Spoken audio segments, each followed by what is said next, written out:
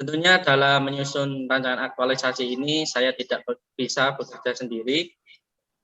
Saya dibimbing oleh coach saya, yaitu beliau Bapak Muhammad Rizal. Kemudian diberikan arahan dan masukan juga oleh mentor saya, yaitu beliau Bapak Slamet. Berikut profil organisasi dari Dinas Arpus Kabupaten Boyolali. Untuk dalam menjalankan tugas dan fungsinya, Dinas Arpus Kabupaten Boyolali berdasarkan yang pertama Undang-Undang Nomor 43 Tahun 2007 tentang Perpustakaan, kemudian Peraturan Daerah Kabupaten Boyolali Nomor 16 Tahun 2016 tentang pembentukan dan susunan perangkat daerah Kabupaten Boyolali. Yang ketiga, Peraturan Daerah Kabupaten Boyolali Nomor 8 Tahun 2020. Untuk tugas dari Dinas Arpus Kabupaten Boyolali yaitu memelihara kearsipan dan menyelenggarakan perpustakaan. Sedangkan untuk fungsinya yaitu yang pertama, perumusan kebijakan teknis, yang kedua, pemberian dukungan atas penyelenggaraan pemerintahan daerah, yang ketiga, pembinaan dan pelaksanaan tugas, yang keempat, penyelenggaraan pelayanan perpustakaan, yang kelima, pelaksanaan tugas lain yang diberikan oleh Bupati sesuai dengan tugas dan fungsinya.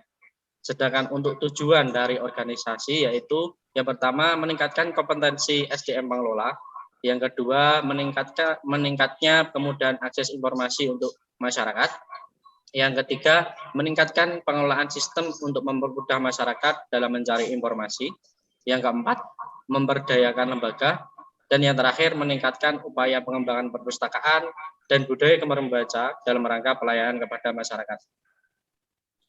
Sedangkan visi dan misi organisasi, untuk visi organisasi dari Dinas Arpus Kabupaten Boyolali menjalankan visi dari Bupati Boyolali, yaitu Boyolali Maju, meneruskan pro investasi, melangkah dan menetap bersama penuh totalitas atau metal.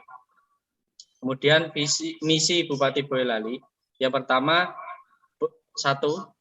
Boyolali meneruskan pro investasi, maju, sinergi, dan berkelanjutan. 2. Boyolali sehat, tangguh, cerdas, berkarakter, dan berbudaya. 3. Boyolali kota susu, lumbung pangan nasional.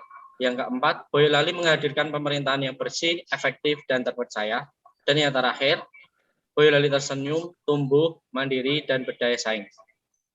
Untuk Dinas Kearsipan dan Perpustakaan Boyolali menjalankan misi Bupati yang kedua dan keempat. Kemudian permasalahan atau isu. Dalam menjalankan tugas dan fungsinya, Dinas Perpustakaan Kabupaten Boyolali tentunya mengalami kendala dan ada permasalahan dan isu yang perlu diselesaikan. Pada Perpustakaan Daerah Kabupaten Boyolali, saya menemukan 5 isu. Yang pertama terkait dengan perpustakaan digital e-Boyolali, yaitu belum optimalnya pemanfaatan perpustakaan digital e-Boyolali di Perpustakaan Daerah Kabupaten Boyolali. Yang kedua, isu terkait katalog online, yaitu belum tersedianya katalog online yang dapat diakses oleh pemustaka dari luar wilayah Boyolali. Isu yang ketiga terkait dengan aplikasi database. Belum tersedianya aplikasi database perpustakaan berbasis web yang akurat dan real-time di Perpustakaan Daerah Kabupaten Boyolali.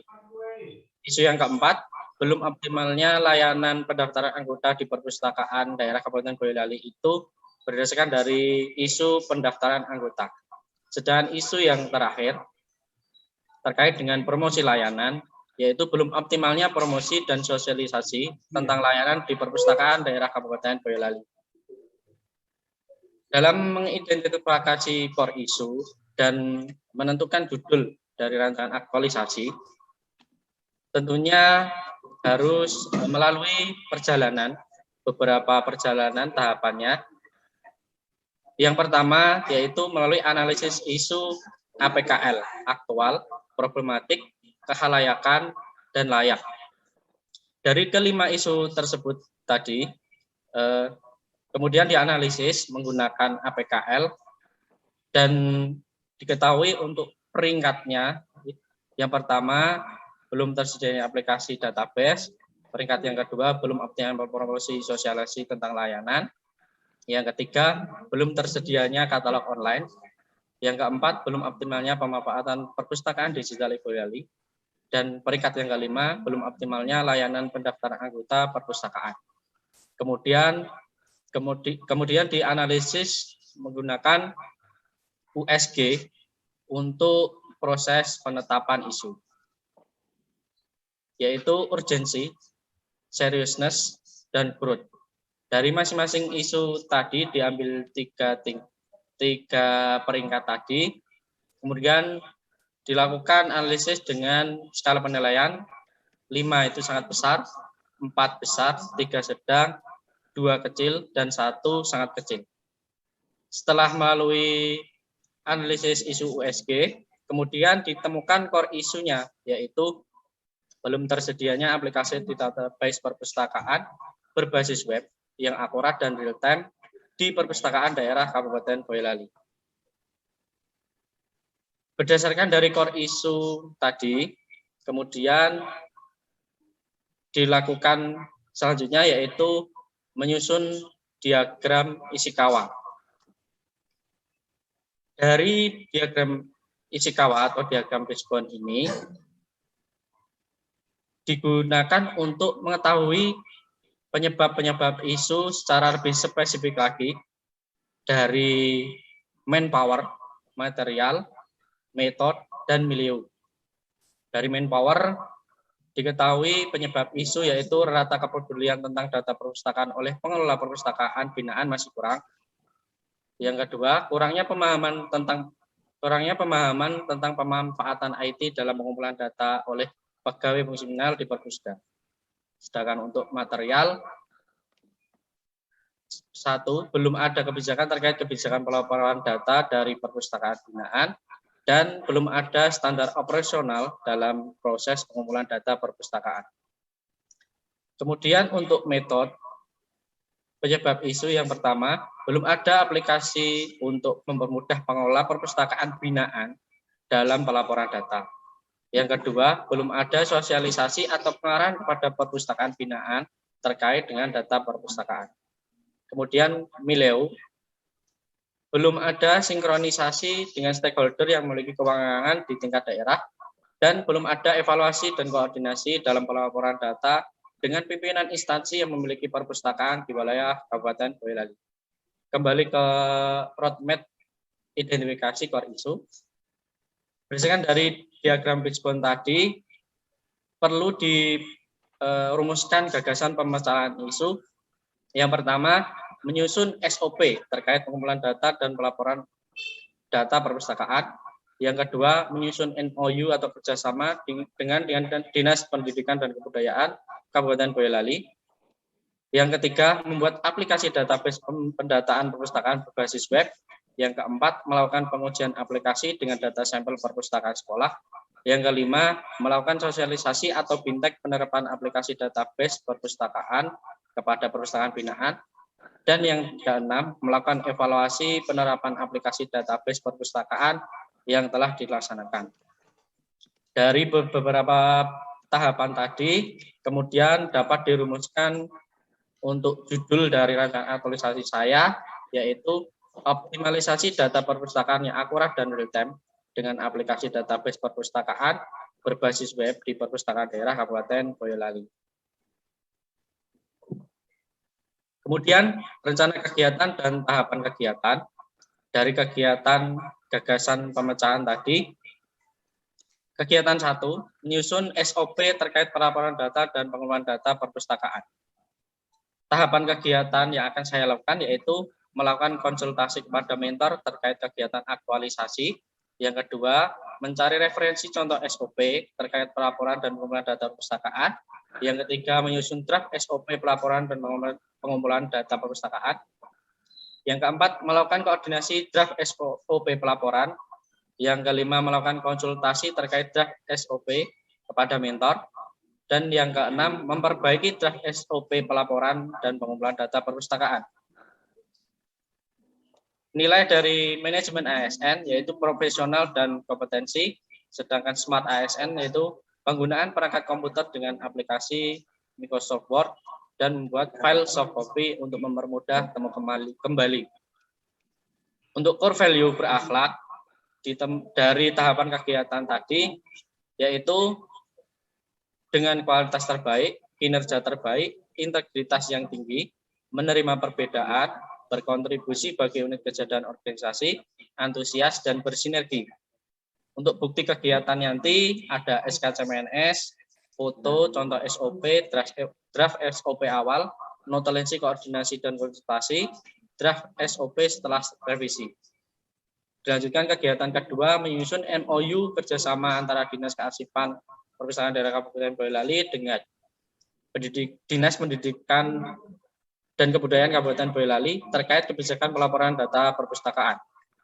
Untuk tahapan kegiatannya nanti yaitu yang pertama saya akan mencari contoh referensi format MOU, yang kedua menyusun draft MOU, yang ketiga melakukan koordinasi terkait draft MOU kerjasama kepada rekan kerja, yang keempat melakukan konsultasi terkait draft MOU kepada mentor, dan yang kelima memperbaiki draft MOU kerjasama.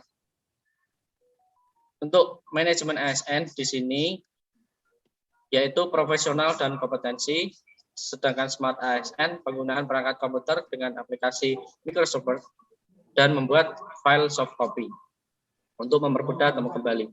Sedangkan untuk core value berakhlak yaitu dengan kualitas terbaik, kinerja terbaik, integritas yang tinggi, menerima perbedaan, komitmen yang tinggi, proaktif dan antusias, dan bersinergi. Untuk bukti kegiatannya, foto, contoh format MOU, draft MOU awal, notulensi koordinasi dan konsultasi, draft MOU setelah revisi. Kemudian kegiatan 3, membuat aplikasi database pendataan perpustakaan berbasis web. Tahapan kegiatannya yang pertama. Mas Anang bisa dipercepat ya, kurang 1 menit lagi. Tahapan kegiatannya melakukan koordinasi tim pengolah database, menentukan bisnis proses, menyiapkan kebutuhan development, menyiapkan database server, melakukan pemrograman, membuat model aplikasi dummy. Kegiatan keempat, menyusun MOU. Tahapan kegiatannya melakukan koordinasi dengan tim, kemudian melakukan konsultasi dengan mentor, melakukan pengujian antar muka pengguna, melakukan simulasi input data sampel, melakukan evaluasi dan memperbaiki aplikasi jika masih ada bug. Kemudian kegiatan yang kelima, melakukan sosialisasi fintech penerapan aplikasi database perpustakaan kepada perpustakaan binaan. Untuk tahapan kegiatannya menentukan sasaran sampel, kemudian melakukan konsultasi dengan mentor, membuat surat pemberitahuan kepada instansi, menyiapkan materi, mengadakan sosialisasi, meminta masukan, dan melakukan evaluasi. Untuk kegiatan terakhir, melakukan evaluasi penerapan aplikasi. Tahapan kegiatan yaitu mengumpulkan data evaluasi, mengolah data, menyusun laporan kegiatan, melakukan konsultasi, dan melaporkan hasil kegiatan kepada pimpinan. Untuk jadwal pelaksanaan kegiatan, tanggal 11 sampai 8 Maret, 5 hari kerja, menyusun SOP. Kemudian tanggal 19 sampai 24, 5 hari kerja, menyusun MOU kerjasama. Tanggal 25 sampai 31, membuat aplikasi database perpustakaan, 5 hari kerja. Tanggal 1 sampai 16 April, melakukan pengujian aplikasi dengan data sampel perpustakaan, 4 hari kerja. Melakukan sosialisasi fintech penerapan aplikasi database, 5 hari kerja, tanggal 7 sampai 13 April. Kemudian tanggal 14 sampai 20 April, melakukan evaluasi penerapan aplikasi database perpustakaan. Dan yang terakhir, tanggal 21 sampai 22 April, penyusunan laporan aktualisasi selama 2 hari. Demikian paparan rencana aktualisasi saya. Tentunya dalam penyusunan ini masih banyak kekurangan. Selanjutnya mohon petunjuk, kritik, saran yang membangun dari Bapak narasumber, Bapak mentor, Bapak coach demi kesempurnaan rancangan aktualisasi saya. Oke. Terima kasih. Wassalamualaikum warahmatullahi wabarakatuh. Waalaikumsalam warahmatullahi wabarakatuh. Terima kasih Mas Anang atas paparannya. Untuk selanjutnya saya persilakan kepada Bapak mentor untuk memberikan tanggapan atas penyusunan rancangan aktualisasi. Kepada yang terhormat Bapak Dr. Andes Slamet MSI, waktu saya persilakan. Ya, terima kasih. Assalamualaikum warahmatullahi wabarakatuh. Waalaikumsalam warahmatullahi wabarakatuh. Yang kami hormati Bapak Sudirman Mustafa sebagai narasumber, Bapak Muhammad Rizal sebagai kok dan dari rekan kerja saya. Terima kasih atas waktu yang diberikan kepada saya Perkenalkan, nama saya Slamet. Saya merupakan pustakawan ahli media pada Dinas Arsip Kabupaten Boyolali. Terlebih dahulu akan memberikan gambaran singkat tentang dinas kami, bahwa Perpustakaan Daerah Kabupaten Boyolali merupakan perpustakaan yang dikelola oleh Dinas Kearsipan dan Perpustakaan Kabupaten Boyolali. Dalam perkembangannya, Perpustakaan Daerah Kabupaten Boyolali telah melakukan berbagai pengembangan, inovasi dalam rangka meningkatkan literasi dan minat baca masyarakat. Dinas Arsip Kabupaten Boyolali memiliki 48 pegawai, terdiri dari ASN dan tenaga kontrak, sedang tenaga fungsional pustakawan saat ini ada 5. Hanya pada awal tahun 2022 berkurang 3 karena purna tugas, sehingga saat ini hanya ada 2. Isu yang ditemukan oleh Mas Ana memang benar, bahwa terdapat di dalam bidang perpustakaan ini kurangnya katalog online, layanan keanggotaan, kemudian kurangnya dalam hal laporan database di Kabupaten Boyolali ini.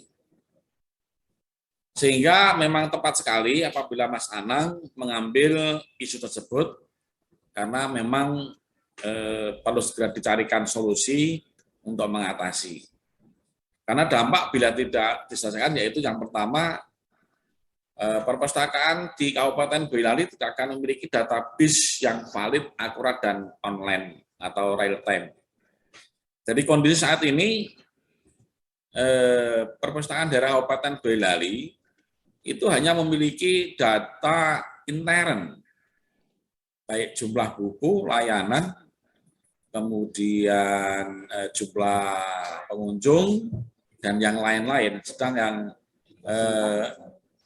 di luar dinas kami ada sekian ratus perpustakaan yang binaan, sehingga ini perlu adanya satu bentuk pemecahan. Yang kedua, proses pelaporan dan pengumpulan data perpustakaan dari perpustakaan binaan membutuhkan waktu yang sangat lama, bahwa kita harus melalui mekanisme dengan dinas terkait, permintaan data ke Dikbud maupun ke Bapermasdes, kemudian baru turun ke daerah, sehingga akan memakan waktu yang sangat panjang, dan itu pun belum tentu bisa maksimal. Kemudian juga perpustakaan daerah kesulitan dalam menghitung indeks pembangunan literasi masyarakat atau IPLM, dan indeks kegemaran baca atau IKM, serta penyusunan laporan pemerintah daerah atau LPPD.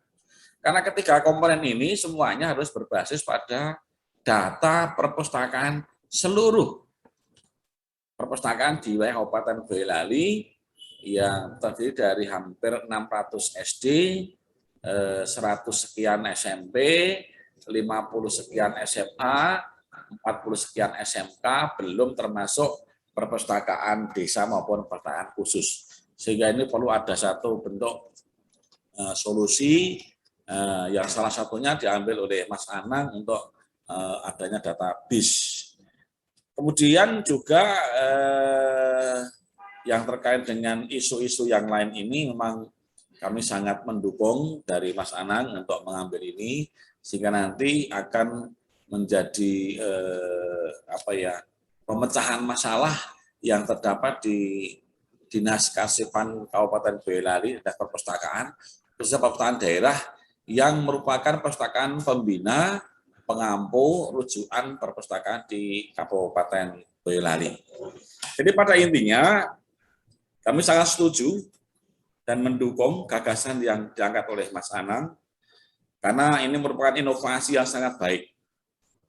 Apabila ini bisa direalisasikan dan diimplementasikan di perpustakaan daerah Kabupaten Boyolali dengan tujuan mengatasi kendala-kendala yang ada di perpustakaan daerah Kabupaten Boyolali. Demikian Bapak narasumber dan Pak Kok yang kami sampaikan, mohon juga arahan, petunjuk dari para narasumber sehingga apa yang disampaikan tadi dapat memuat dan menyelesaikan masalah yang diatasi oleh perpustakaan atau di istana kami. Demikian, Assalamualaikum warahmatullahi wabarakatuh.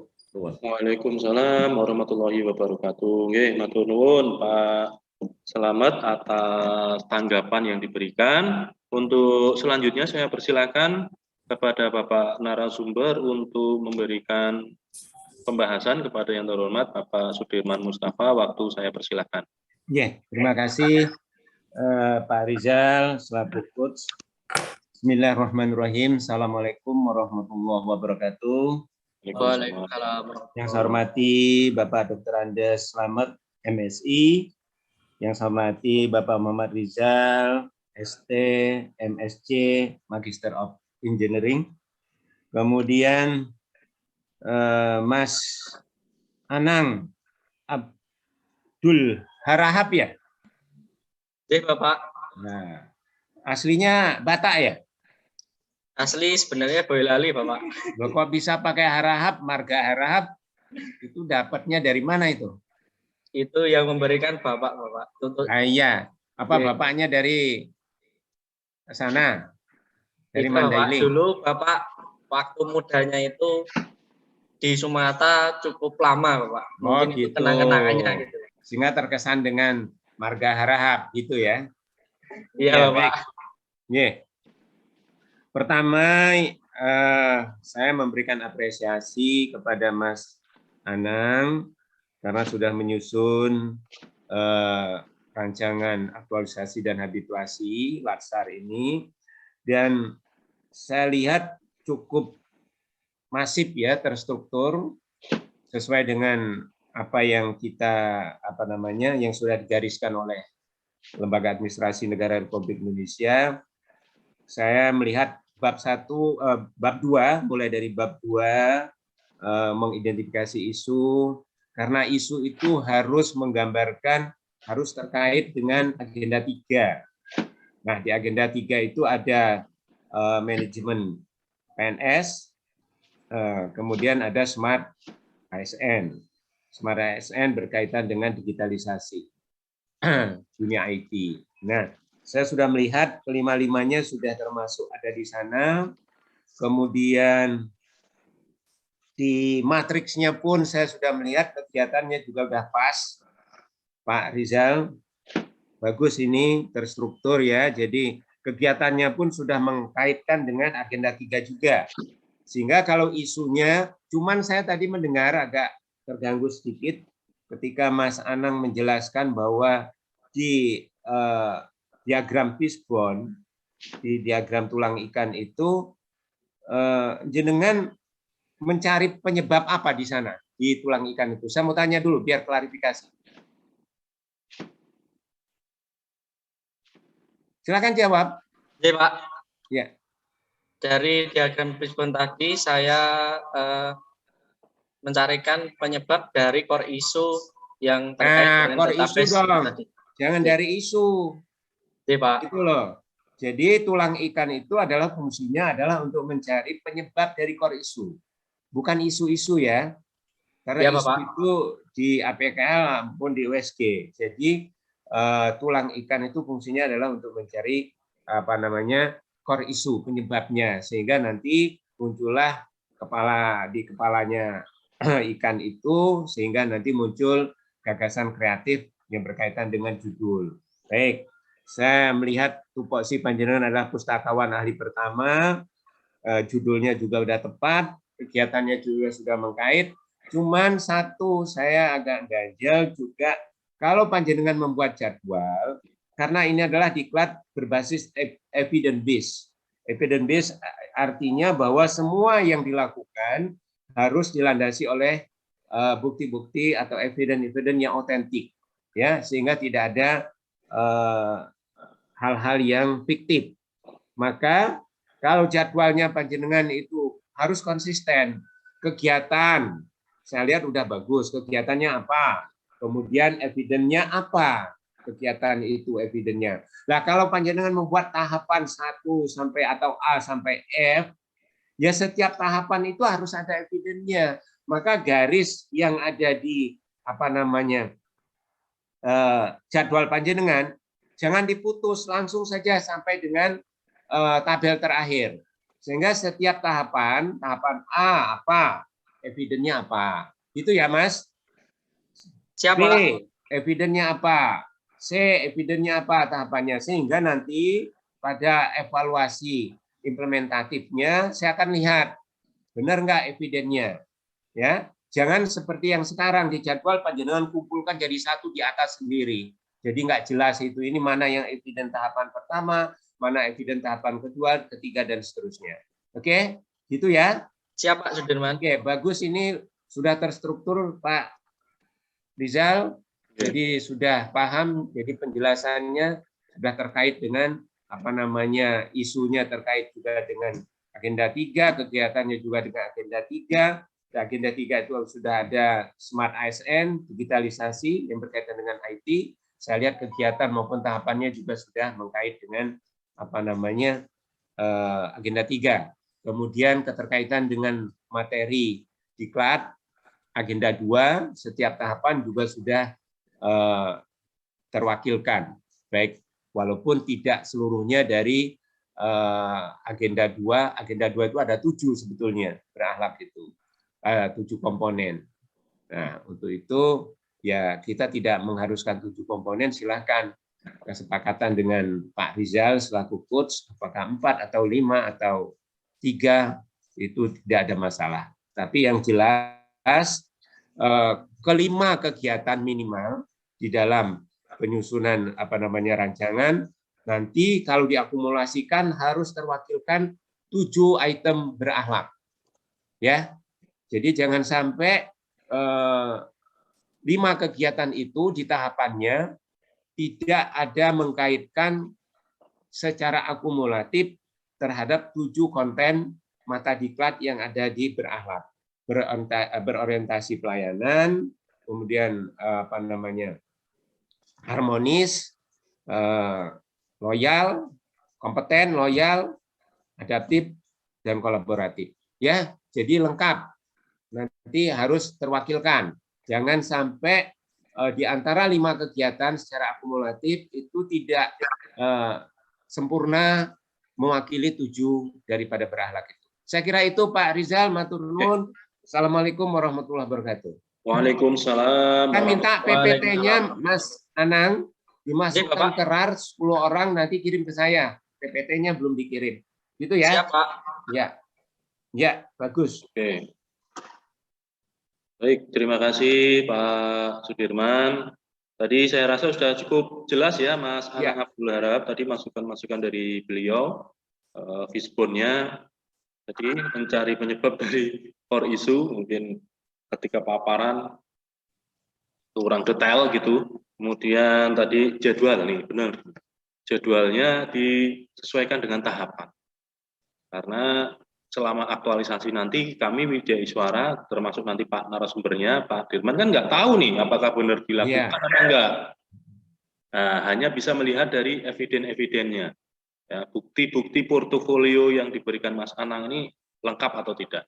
Ya, pesan saya kemarin jangan hanya foto video oke, tapi berbasis paper base ini juga penting. Hitam di atas putih harus ada.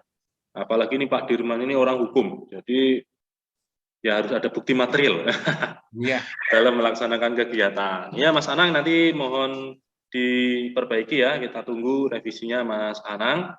Tapi keren nih Mas Anang ini akan melakukan kegiatan-kegiatan di perpustakaan sesuai dengan bidang tugasnya, sesuai dengan basic ilmunya. Wah, ini luar biasa nih. Jadi semoga aplikasinya ini bisa memberikan manfaat banyak untuk masyarakat ketika mengakses perpustakaan gitu ya Mas Anang. Oke, Mas Anang ada yang perlu disampaikan? Ada klarifikasi? Terima kasih, Coach. Tentunya dalam pelaksanaan kegiatan ini saya mendapatkan pengalaman dan pembelajaran dari Bapak narasumber, Bapak mentor, dan Bapak coach yang sangat luar biasa. Dan nantinya, endingnya nanti Saya akan melaksanakan semua kegiatan yang telah saya rencanakan pada rancangan aktualisasi ini untuk saya implementasikan 30 hari ke depan pada saat habituasi. Itu Pak, sekali lagi terima kasih untuk Pak Sudirman Mustafa, Pak Muhammad Rizal, dan Pak Selamat. Oke, terima kasih Mas Anang atas ininya ya, paparannya. Terima kasih juga saya aturkan kepada Bapak Mentor, Bapak Dr. Andes Selamat MSI. Mohon bimbingannya terus nih Pak, digenjot terus, dimaksimalkan ini. Mumpung ada tenaga baru ya, dimaksimalkan supaya nanti pelayanannya lebih baik lagi. Apalagi ini Mas Anang ini generasi milenial, terbukti dari RA-nya adalah RA terkait digitalisasi. Ini keren banget nih. Oke, dan terima kasih kepada Bapak Sudirman Mustafa atas masukan-masukan dan revisinya. Saya akhiri untuk sesinya Mas Anang Abdul Harahap dengan ucapan hamdalah. Alhamdulillahirrahmanirrahim. Wassalamualaikum warahmatullahi wabarakatuh. Waalaikumsalam warahmatullahi wabarakatuh. Terima kasih Pak. Oke, saya kembalikan ke Pak Kusumo.